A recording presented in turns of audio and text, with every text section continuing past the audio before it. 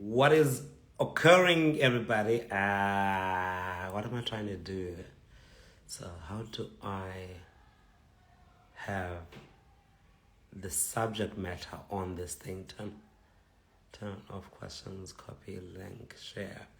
How do I show the okay, so what I'm trying to do now is that I'm trying to put up a oh yeah, I am here to talk about Chris Rock and Will Smith. And actually, I have a friend of mine who will be joining us pretty soon, and he is Dr. Sikander Kalla, and he's a clinical psychologist. And I just want to pin the comment. How do I do it? I want to know how I pin the comment, and I haven't done this thing in such a long time. It was damn it. How do I do this thing? Okay. If I what do I post it first and then pin it? Like how do I do it? uh Long press what you type. I have long press. Good Lord. How do I do it?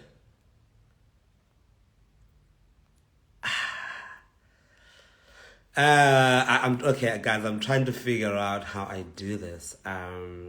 Yes, you post it and then you long press. Okay,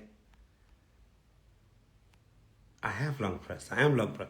I feel like an old person trying to figure out technology. Okay, there we go. All right. So right now I'm being joined by. Oh, Brother, fantastic! I see you struggling with the I was comment. struggling. I was feeling like my aunt or my grand or somebody really struggling. Actually, you know what I'm doing? Let me Yeah, put on my headphones as well. Um, okay, no stress. we will have better connectivity if I do that. Let's try that. There we go. Can can Okay, just everybody wanna, hear me clearly? I can hear you loud and clear. Oh, fantastic. All right. So, hey, how you doing? How you doing, Doc? Good, how are you? I am great. I am fantastic. I was just telling everybody Okay. that I'm being joined by my good friend here, Dr. Sikander Kalla. He's a clinical psychologist. And I can see that some people are asking me what Trevor said to Will Smith. I wasn't there. I wouldn't know. I, was- I wouldn't know. I Um, was also seeing the behind the scenes footage of when Bradley Cooper and Denzel was speaking to him, and also curious to hear. I think we got a glimpse of what Denzel said, but with Absolutely. Bradley Cooper, I'm quite curious to hear also what was said there. Yeah, because they actually stood there for quite a while and he listened for quite some Yes. time. And I wonder what it's like to be in that position at that time and you're hyper Yeah. emotional. And I think you're very aware of what has just happened and what you've just Yeah. done. And now everyone is trying to talk to you. I wonder how much of that you can take in. But actually, what I want to know is because I made the assumption, 'cause I'm not a clinical psychologist or anything like that, which I think is very dangerous. And I made this comment where I said, I Yeah. think that Will Smith might be going through something and that the incident was not really just about what happened, that the incident was not just about what Chris Rock said, that it appears that there may be more to it than just that.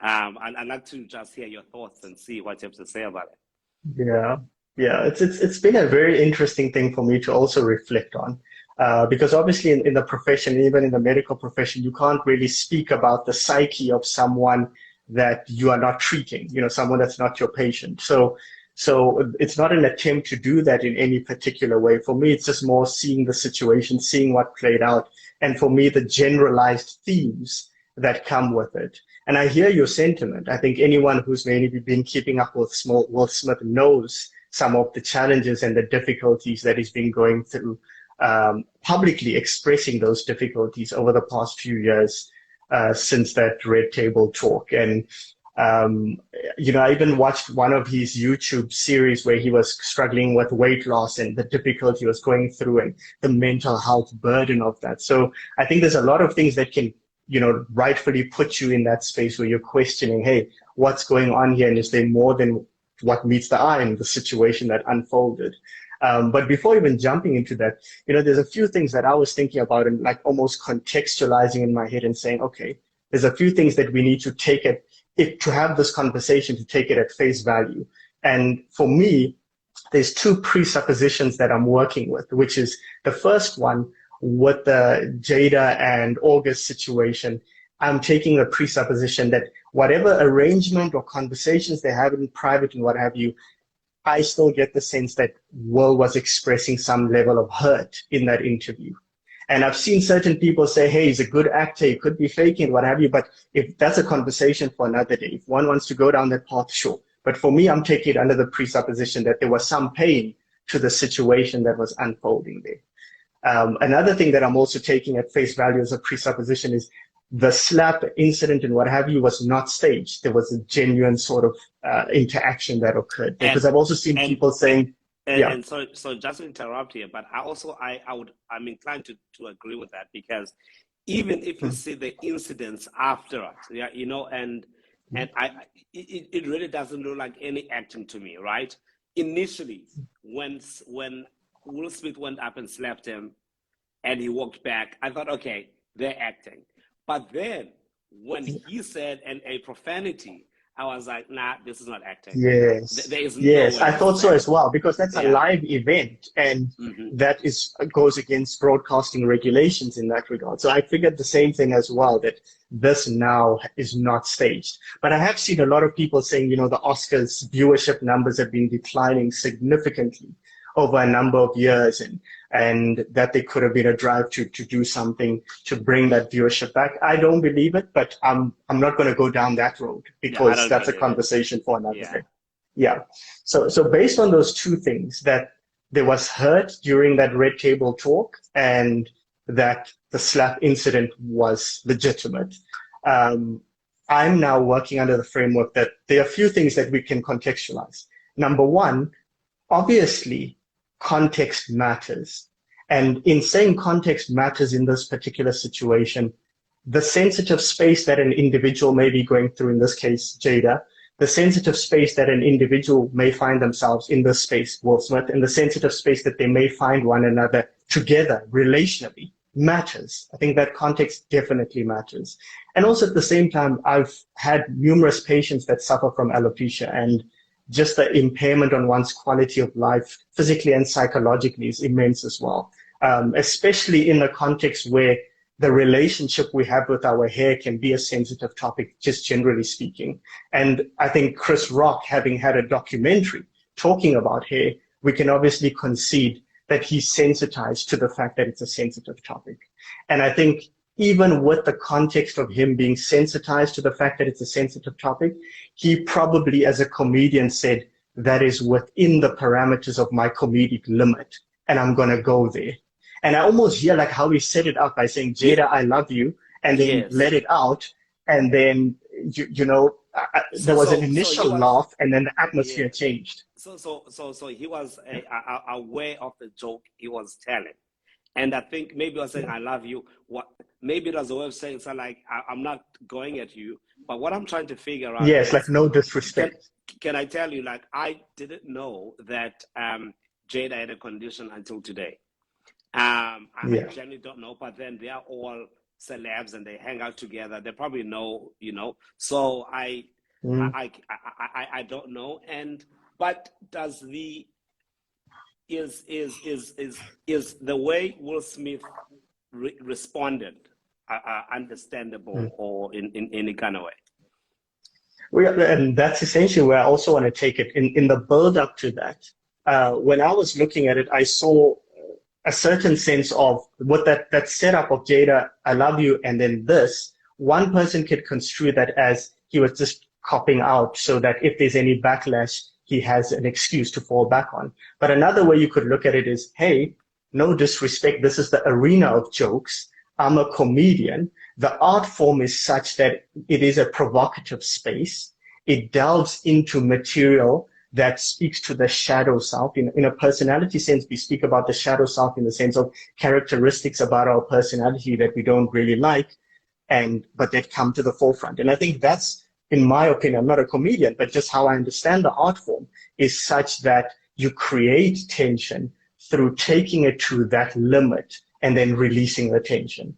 And I think there was that sort of trying to buffer the situation. Obviously, whether that's good judgment for him to have done that or not, that's another story. And that's something we can unpack as well. But for me, that's just how I understood it. Now, having said that alopecia is a sensitive topic, he must have expected some reaction, Chris Rock and himself. Whether that's reaction from the crowd, whether that's reaction of Will and Jada having a talk with him at a later point or what have you, he must have expected some reaction. But I think he probably expected a proportional reaction rather than a form of escalation. And that's where this brings a very interesting thing into the conversation. Like, how do we navigate through escalation and proportionality? And I think for me, this was the issue. And so, because I think, and I like the word that you use when you're talking about proportionality, because it appears as if the proportion of his response was a bit extreme compared to what had happened. And I say this because I know that Will Smith is very good with his words. He can express himself very well, and he can turn a crowd around, and is very good at it. And so what I didn't understand, I thought that he could have gone up, said something, and gone back to sit down. And what I'm trying to understand what it is.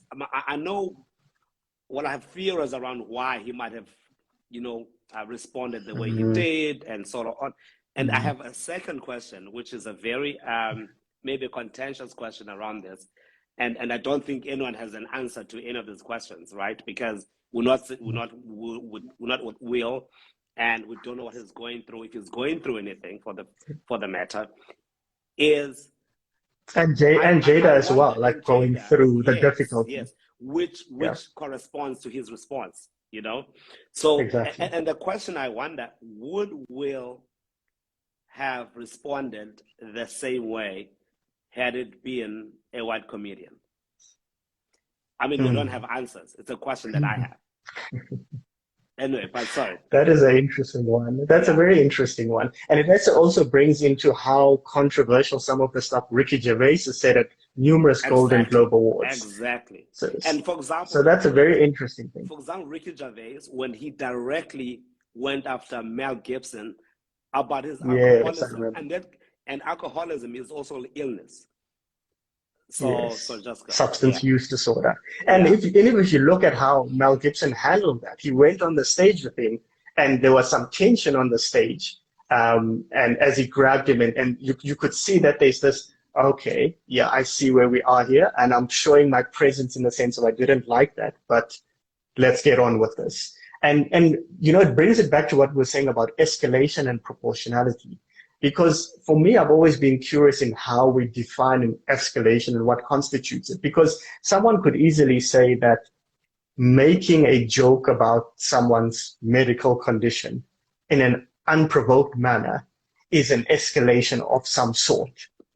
Now, immediately, because it's a neutral space, you've now taken it to the space that is now offensive to the person receiving it.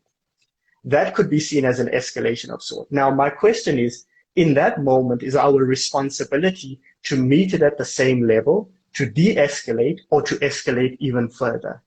And I think that's where it starts becoming tricky. Because on the one hand, we've often, and this is a big thing, especially in South Africa, where we're always, condemning violence and always saying that, hey, violence is not the answer, and seeing the unintended consequences of violence going unchecked. But also at the same time, I think we find ourselves in a confusing space where, from a masculinity perspective, there's a difference between frustration tolerance versus being cowardice. If you exhibit good frustration tolerance in a situation, sometimes that could be commended. Other times it could be frowned upon as you're a coward for not So what stepping is up in that moment okay? and doing something about it. So what is good frustration? To say good frustration tolerance. What is that? Mm. Define that for what is that? So general, obviously from a psychological perspective, general frustration tolerance is just how well you deal with a frustrating situation, in the sense that it doesn't emotionally ratchet you up in a way that you become dysregulated. So that would be general frustration tolerance. But in this sense, one steps back and says, okay, you're in a situation, and if you look closely, Will started laughing when the Chris Rock started with the joke. And I wonder if that was just a laughing because we're in a comedic setting, or I wonder if that was a laugh because you didn't find it offensive, and the real offense was either, number one, when Jada took offense and you could see it in her face, or number two, when the crowd started having this undertone, the change it started with laughs and then became this, oh, like this sense of, okay, that was a low blow. And I wonder if there was then a systemic embarrassment in that moment that, hey, I'm embarrassed in this setting. And this is where there's a bit of speculation, and we need to be careful because we'll never truly know. But if one was to hypothesize that regardless of the arrangement that him and Jada had that's long standing, there could have still been some embarrassment that ensued from the red table talk a year or two. With the pandemic, years feel like months sometimes. So a year or two back, I wonder if on some level there was that displacement of frustration, which is, I have felt a sense of embarrassment. I have felt a sense of anger. I've repressed that and suppressed that. But right now, I'm at my limit. Either number one, I'm at my limit, or number two, I need to stand up for myself and redeem the masculinity or the manhood, which again, there is speculation on some level, but I think it's what you were alluding to at the start when you were saying you wonder if it was something more than just a joke. And that is in no way to invalidate the seriousness of the joke for Jada, because I think her experience, and I'm not here to talk about the lived experience of a woman that's going through alopecia, that needs to be respected in its own way, and all the dynamics that come with that. But for Will in particular, I wonder if that was what we often see in masculinity, which is, I need to find a way to reassert my competence. And at this point, I may need to find a grand way to do it. And I don't mean it in a malicious, intentional way. I sometimes also even mean it in a knee-jerk reaction sort of way. But I'm curious to hear your thoughts. I think for me, because it was a very, because number one, I didn't know that Jada, for example, had the condition. And so for me, it seemed like an even greater overreaction. But then when I found out the context that, she had this condition, then I kind of was like, okay, maybe there are sensitivities that I understand. But also, Chris Rock in 2016, and I remember this very well when I remember when as well, the concussion Oscars, time. when Jada was protesting the Oscars and said she wasn't going, and Chris Rock was he was the MC of the event and basically said that you know what, like, Jada, she's not nominated for anything anyway. You're not nominated, and then he makes that joke about him and Rihanna's panties, and which was very interesting because I was speaking to a professor that I respect very well, who said that Chris Rock has a history of making really insensitive jokes about women when it comes to women, and therefore that was what. Yes. And the question was, would he have made a similar joke if it was a white woman? I suppose we will never know. And I do think that, on both occasions, both people were wrong here. But who was more wrong than the other, I don't know. But I suppose what one would say is that there are society's norms dictate this, right? Is that the norms is, if I'm in the audience and a comedian begins to roast me, do I then stand up and slap the comedian? Or do I let the comedian carry on and say and do whatever it is that they have to say because I feel somehow insulted? So, and then there's that question where, so are comedians allowed to say things with impunity and no repercussions? And there's one layer. And the other one is, then, but then how do we respond to situations like this? And the question that I keep playing in my mind is, and I keep seeing a lot of comments where people are saying that Will Smith was justified, correct? Because of what Chris Rock said about Jada, and whether we are condoning the case where black men are violent towards each other, you know, where it's black and black and but I mean violence in any shape or form should not be tolerated. But one can also say, but you know, verbal jibes can also be violence. So what do you draw the line? What do we say? So it's just comments that I kind of have, because honestly, for me here, it's a difficult situation. Yeah, it's a very, very complex one, because I think had there been physical provocation and there was physical retaliation, it becomes very easy. And that immediately then becomes a thing of, hey, self-defense and all of these things. And if someone even disrespects someone that you care about and someone that you love in a physical manner, you're going to physically respond. But I think in this case, the medium changed from verbal to physical. And, you know, we sometimes say things like, sometimes you need to command respect through fear. And if you look at the history of dictators that commanded respect through fear, it didn't end very well for them. It's usually when you command respect through some form of guidance and rehabilitation and what have you, that there's a bit more sustainability to the pattern. And it's so interesting because when he won the Best Actor award, he went on to speak about being a vessel of love. And I saw a lot of people saying how contradictory is that to just a few minutes before escalating into a physical altercation. Sorry, I love that you just said that, because because when I think about, in a weird way, two seemingly contradictory things can coexist, right? So, I mean, if anybody kind of reads the Bible here, Jesus is all talking about love and so on and so forth. But Jesus in the Bible is also the very same guy who grabs a whip and starts whipping people and driving them out of the temple and turning tables, you know, upside down. So, I mean, not to use the Bible as, you know, like the prime example of anything, but in this context, what I'm trying to say is that it's possible for, you can use sometimes when you feel obligated to defend your family, love, you might use violence, you know, to showcase that love. So I get what Will Smith was saying, and but at the same time, it's a slippery slope. I still struggle to understand how he, you know, he went that far, because as how we know Will Smith is that we don't know Will Smith as a violent guy. We know him as this, you know, jovial character and all of that. So the contradiction between what we've seen and what we know and what he displayed was such a vast gap, which is what caused, I think, such a reaction in people.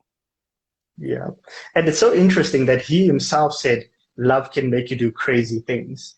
Because on some level, I think we're not here to put ourselves on a pedestal and think we are beyond anything like that. Any of us, when pushed to certain limits and what have you, can react in uncharacteristic ways. And I think that's a very humbling thing to think about, that even if you sit and you say, hey, violence is not the answer, certain situations can push you into certain ways of reacting. And I think that's an important thing to really think about. Whether that makes it right or wrong is a different conversation. But the fact that it can happen, the fact that it can happen shows that none of us are perfect and none of us are above that.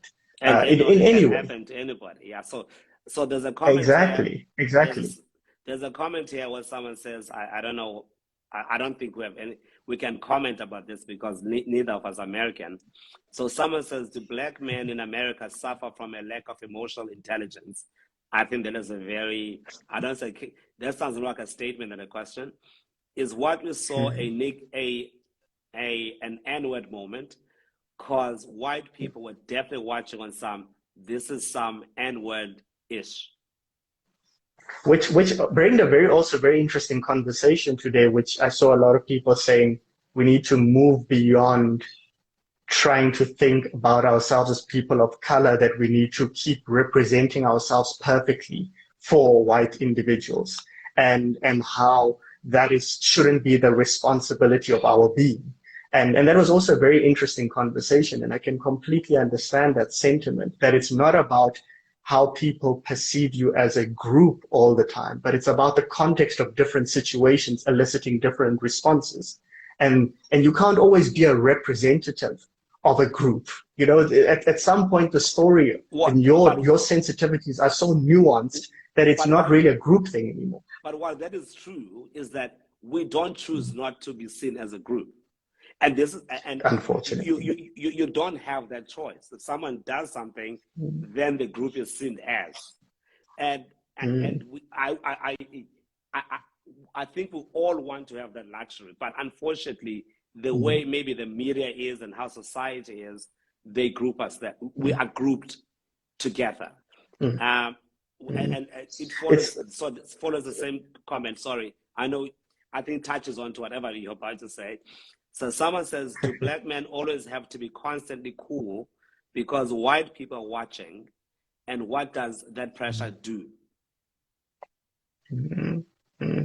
Yeah, I think that's a heavy question in itself, because to me, it speaks to like congruence, that are you being able to authentically and congruently express yourself in whatever way, or do you feel like you need to be imprisoned by expectations and imprisoned by stereotypes as another thing as well? So it's a heavy question. And I think it's one of those questions where there's no real answer to it. It's an ever evolving space. And that's another thing that I wanted to touch on, that I think this is such a polarizing topic because it's determined by the social landscape that is ever evolving.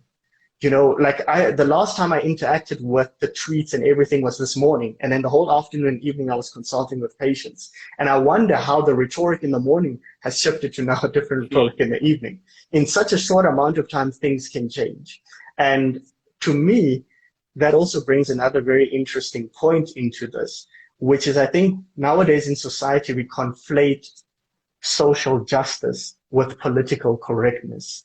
And I think we need to be mindful of that on some level, because one could argue that from a social justice perspective, that's Jada's world's wife. He feels a need to protect her. So protect, and I think in society where we still live, where we say women and children are a vulnerable population group, there's a social justice component to that. But sometimes there's also a stripping of autonomy, you know, that I don't want you to be my savior. I don't want you to try and solve everything for me, because sometimes you make the problem worse. And it's so interesting how in your story that I saw earlier today, you touched on, unfortunately, this can create more spotlight, attention, and controversy for the family, of which there was already a lot going on there. So it can almost be, in an attempt to protect my partner, I've actually ended up creating a bigger publicity storm that comes with a lot of dynamics and a lot of tension. So that's the first thing. And then the second thing is, with political correctness, or moving beyond social justice, because I think with social justice, we're usually thinking about equality of opportunity, and we're thinking about fairness, and we're thinking about all those dynamics. But with political correctness, that is so informed by what the social landscape is in the moment. It's such a fluid narrative space. And I think in that regard, you can never cater to every single person, because everyone's going to be touched by this differently. If you're a woman suffering with alopecia, you'll have your own particular predisposition or inclination.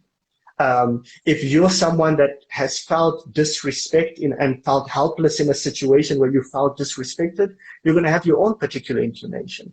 So we all carry a little bit of our own dynamics when we come into this. And I think we need to be thinking about that a bit more, because I think if you are inclined to think in conservative ways, ultimately what you're looking for is predictability, like a homogeneous landscape that is predictable. And what that then means is you're always driving to stability. And I want things to remain calm, composed, cool, and collected. If you're leaning more towards progressiveness, you want individuality and freedom of expression, and the ability to spread your wings creatively and feel unhindered in doing so, which brings in that comedic element and the craft and the art of comedy combined with combined with the human experience of all of us having sensitive points. All of us are not above being cancelled. All of us are not above being acting in uncharacteristic ways. And all of us are not above being hurt in private and in public. So it's things like that that make it quite complex. And so do you think, and what I think the one thing that really concerns me when it comes to society and how we tend to respond to things, particularly things that happen to people in public, or I wouldn't say necessarily people in the public space, because if we're all on social media, we're all in view of the public now, the tendency to be unforgiving and to be incredibly harsh. And so what this means to me is a lot of people are talking about how we've got to act right and so on and so forth, but not acting right in the view, I think, of the public, where you could be cancelled, where it would appear as if the thing that you have done or you have said is the only thing you have said or you've ever done in your life.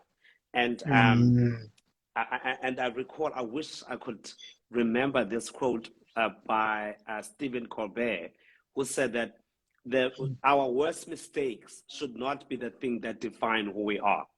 So that one mistake that you have made, I mean, of course, there are degrees, and I want to make this very clear, is that there are degrees to which, you know, people act and do things and so on and so forth. And which I suppose goes to cancel culture. So do you think that there is a level of how people respond and how they act because of the fear of cancel culture? So I'm afraid that I might be canceled. Therefore, I kind of restrict my way of thinking or my view in a public platform, because I'm not just in a public platform, because you don't have to be in the public platform, on a public platform, for you to be cancelled, because you can do something in private and someone can bring it, you know, into the social media space, and then you get cancelled, if you will. In your view, how has that affected the general psyche, I think, of society, if there is such a thing? Yeah, I think that, to just touch on that a little bit, I think there's actually also a double-edged sword component to that, in which fear of being cancelled can result in someone maybe hindering their expression on some level. But I think on the other hand, another way in which you can be cancelled is being excluded from the social landscape because you don't subscribe to what the expectation of what a man should be like. So if someone disrespects my wife and I do nothing about it, I could face backlash for not being a man and standing up to that situation, which in itself is exclusion of some sort. And what is cancel culture? Cancel culture is excluding you from a landscape. And I think just like there's that affinity or predisposition to go in the direction of managing oneself excessively to not be cancelled, there's also not being excessive in how you react to situations out of fear of being excluded from what may be a classic representation of manhood and masculinity. So I completely agree with that sentiment. I would also say, you know, from a cancel culture perspective, what I found very interesting today was it was polarized and dichotomous in the sense of everyone felt a need to take a stance. And I think there was like a labeling effect to, if I take the stance, by just taking the stance, it's by default that I then have these other sort of leading statements and leading peripheral stances as well that come into play. And I felt that in today, we didn't necessarily need to take a stance. We could have been able to say, Chris may have went a bit too far, and Will Smith may have went a bit too far, without I'm Team Will Smith or I'm with Team Chris Rock. And I think, unfortunately, if we box ourselves into we must take a stance for one particular individual, then we're forced to take that stance completely, which then puts us in a rigid space where we're not able to take in new information and adapt to it. And if you think about what you said earlier about you didn't know about Jada's condition, and then you did, that's a pretty big piece of information to be lacking. And I think if you already took the stance that one is the perpetrator and one's the victim, when you're given that new information, you may feel this need to just snowball what your initial inclination and your initial stance. Which is a terrible thing. I love exactly. My favorite thing is getting new information, and I actually enjoy being wrong, because when I get new information, I'm like, oh, I didn't know this. This is fantastic. It makes it's an opportunity to learn. Exactly. New information makes it better instead of sticking onto something that I always find it a bit weird that people want to stick onto something. And in this instance, even though my comments maybe were more inclined towards Will Smith and his well-being, I was very concerned about it, because I have seen a lot of men respond, violently, not violently, maybe physically, because they think it is the only way to assert themselves, even though they've been to assert themselves in other ways, even more affirmatively, I think, rather than physical.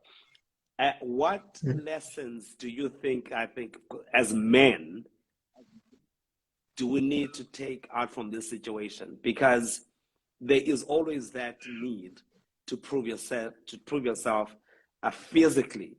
And I was having a debate and a discussion with a friend who but he wasn't saying that Chris Rock should have hit him back or anything like that, but that his response was very timid.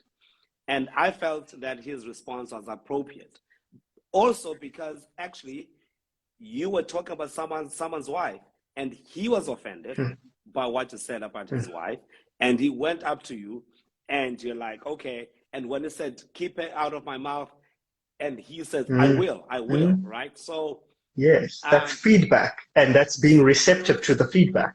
Exactly. So what I'm trying to figure out from you is, as a clinical psychologist, if anybody doesn't know, he's actually a super smart, qualified doctor and all of those things. So that's why he is, he's got such great things to say, because he knows the master of overselling me.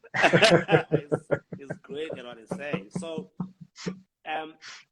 what lessons do you think have been observed that you can skin and peel out of this, and maybe what can we learn out of it? Yeah, for me, I would say the first thing is the archetype of the hero is not someone that has never had flaws and adversities and regretful moments and has been clean their whole life and has maintained being a hero their whole life. The archetype of the hero is one that, through going through the adversities and difficulties and regrets and poor judgment and all of these particular things, is able to go through a redemptive process. And I think that's an important thing to think about here, because there could be a redemptive process for both of them. I think Chris could find a way to maybe recalibrate how he maneuvers through certain dynamics, just as much as Will can find a way to also recalibrate how he maneuvers through things. And I think how the landscape plays out over the next few days and next few weeks will also play a role in that. I remember when Kanye West did the whole, Taylor, I'm going to let you finish, but Beyonce had the best video of all time.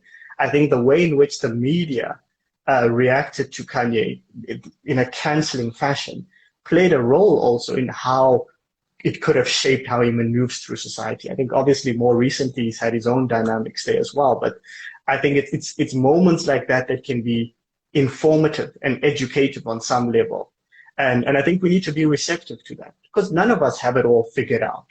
And that's another thing that I saw today when I was seeing all the comments is not only did people take a stance, but they took such a militant stance that almost felt rigid in being informed by, I know this is the correct stance. And if you don't subscribe to this stance, then you are wrong. And I think that is quite an inflated sense of self. And I think we could all learn to say, hey, social media places a space where we have echo chambers and the people around us can make us feel like this is the only way and this is the only way to appraise it. But it's humbling to realize there's alternative ways to look at something. So it seems like you want to say something. That's hilarious. Someone said that I'm dead at this wool is English. That's hilarious. I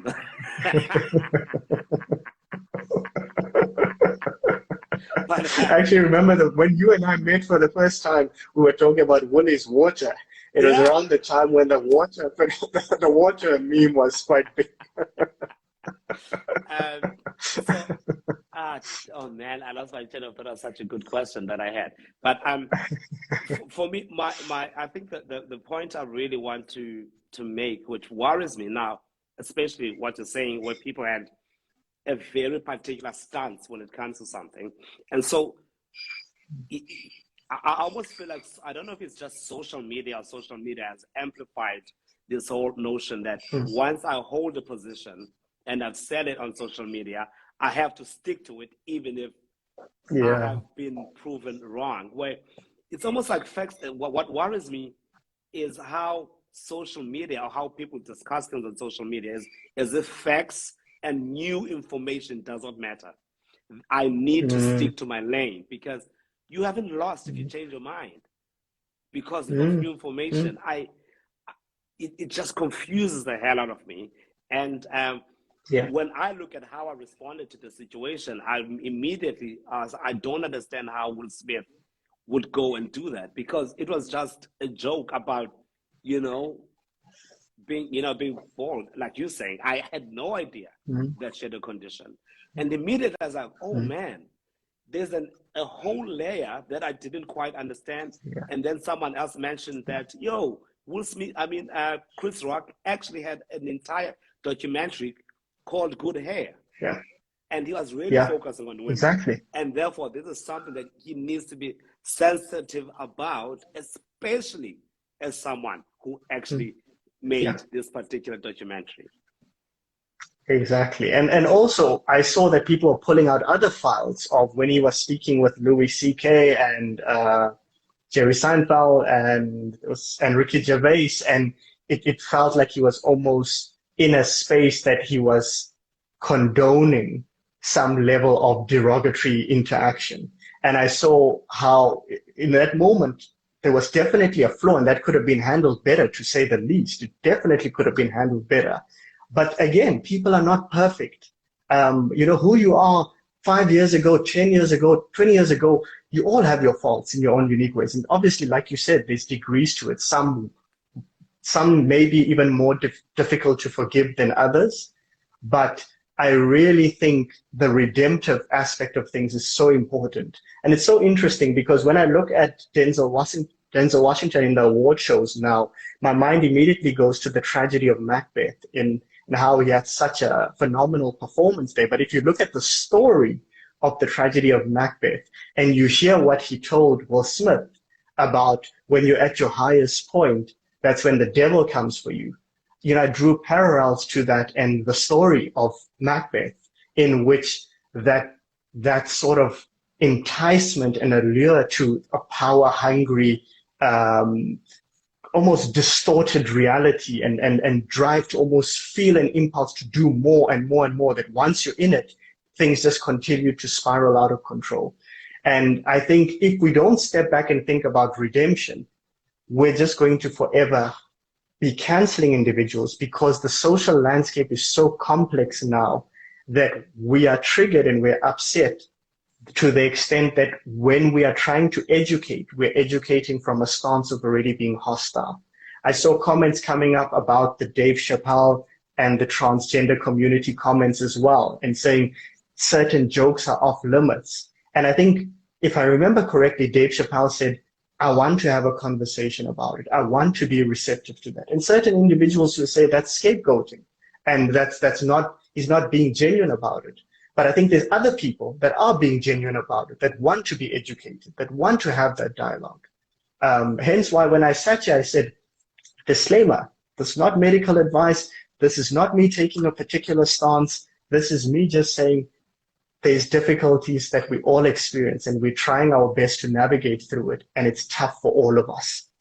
And there's value in learning. There's really value in learning and being educated on different ways of thinking. And I think for me, the most important thing that you just said to me is redemption, and how, you know, we almost need to live in a society where we encourage redemption, but obviously you give redemption to people who are actively doing something to achieve it. And so, and a lot of the time, and I think because people feel attacked and, you know, there's team this and team that, it almost feels as if I need to hold on to my stance and my position, and therefore redemption is almost something that we discard as a society. It's elusive. And so I really, when I look at both people, you know, they were both at fault, and both of them, in whatever degrees, maybe one more than another, I don't know, were publicly embarrassed and publicly humiliated, not just the two of them, and Jada as well, and they have kids and all of that. And so does, you know, Chris has got kids, and, you know, and we see and he's also had his own relational difficulties with going through divorce. Exactly. So now there is this, it's just happening in public, and we all just forgetting that at the end of the day, these are all human beings who are going through this journey of life, and in the process, making mistakes every day, as we all do. And I just hope we really become a lot more, one, forgiving, secondly, understanding that everyone is going through tough times, and we become, but not just forgiving, more empathetic.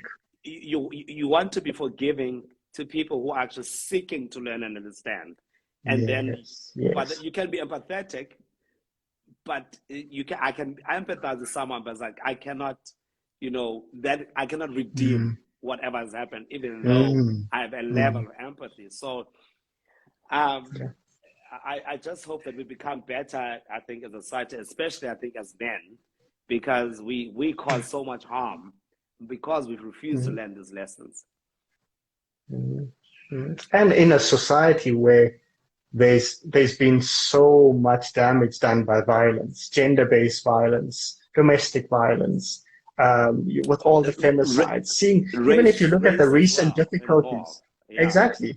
And even if you look at the recent police incidents against intimate partner violence emanating from the South African police services, it shows that in that moment, there's difficulties that are struggling to be resolved. And it's so interesting because in that moment, I saw conversations revolving around proportionality. That, hey, if I cheat on you, just leave me. You don't have to kill me. And we obviously get proportionality in that regard. But in other forms where something goes from the verbal domain to the physical domain, when we have a particular inclination to take a stance, it becomes so difficult for us to say, hey, call him out back verbally rather than escalating it in a physical way. So we sometimes blur the lines there. And I think all of us are capable of hypocrisy on some level. And I think that hypocrisy is rooted in the mere fact that all of us, like we said, are human. And we're just trying to navigate through the complexity of the world. And it's getting more and more complex every day. I think I will let you maybe have the last few comments if you have anything to add, you know, to this conversation. But I again, always so fantastic, you know, talking to you and listening to you, because there is always so much value in what you have to say. And and I like the restorative conversations that you tend to, to bring to, to society, where we seem to live in a very punitive environment. And that's Yeah. just what's happening. And I think with social media, it kind of adds, I think, a lot more to it. And I've learned, I think, a lot, I think, from this conversation. And I've learned, I mean, I haven't had a lot of time to look at social media because work has been pretty busy. So, but I kind of have an idea that there's probably a Team Will and a Team Chris angle. But I also feel that in many ways, I feel quite sad for Will, because I do know that the jokes won't stop coming, and I feel like people are going to keep joking about him and his family and all of those things, which is what he was trying to prevent. And I just wish we could become more, I don't know, empathetic, to each other, because mental health is a serious issue, and a lot of people hide behind smiles, and you just don't know what they're going through. Yeah. No, I completely share that sentiment, and I think it ties in with the sentiment of suffering in silence, and the silent killer that manifests beneath us. And the silent killer can sometimes be suffering with depression in silence. Sometimes it could be turning to substances in silence. Sometimes it could be displacing emotions in a physical way because there's no platforms for cathartic release of those emotions in other ways. And I think my concluding sentiment in that regard is, if we make it more and more difficult for us to have conversations with one another because we're so stance-based, and because some of us feel so politically correct, and you want to label the person as so ignorant, you immediately start stifling conversation. And like I said, no one is perfect when it comes to political correctness. No one. No one is perfect when it comes to navigating through social justice, because it's complex and it's nuanced. And if we go the route of saying, if you don't get it, you're just ignorant, or you just don't want to get it, we shut off the conversation. And if we're not speaking to one another, we'll find other ways to interact with one another. And I fear that those other violent ways that we interact with one another can be very unfortunate. These violent delights have violent ends on some level. And I think the way to escape to a sense of solitude and refuge, of this is my echo chamber, this is where my circle gets me, and we are in the circle of all of us are politically correct and all of us get it, and everyone who's not a part of us has taken a stance that is in opposition and is militantly opposed to us. If we keep at that, we're just going to stop talking to one another. And once that happens, as I said, who knows how we will interact with one another. Yeah. No, thank you so very much, Doctor. Great conversation, and I just hope we continue having these, discussions about, because they teach us a lot more, I think, about mental health, because a lot of us are, and especially guys, I find that a lot of men don't really want to have discussions when they talk about mental health issues. And I hope to do my little part, I think, when it comes to discussing mental health, because, our brothers are struggling and our sisters are suffering the consequences as well because of those struggles. So thank you again for joining me on this live. And wait, how do I save it? I haven't done this in like almost 2 years. So I need to remember how to save it. I think when you end it, it should give you a screen pops up that asks if you should save it, and then just click save it, and then it will start uploading. Okay, perfect. I'll do that. And Perfect. And then please do save it. And I'd maybe also want to, I'll try and download it, put it on my podcast platform. And maybe we do even more of this sort of stuff. And then we create a real podcast where we dissect some issues that revolve around mental health in men. So wait, so will you be able to, if I save it, you'll be able to download it? I'm trying to figure out Yes. or should I just send it to you? Yes. Okay. As long as you save it and what you just need to do is to save it and to post it to your profile. Okay. And then once it's saved and posted to your profile, I should be able to download it. Oh, perfect. All right, perfect. All right, thank you. Cheers, everybody. Okay, cheers. Bye. Right. And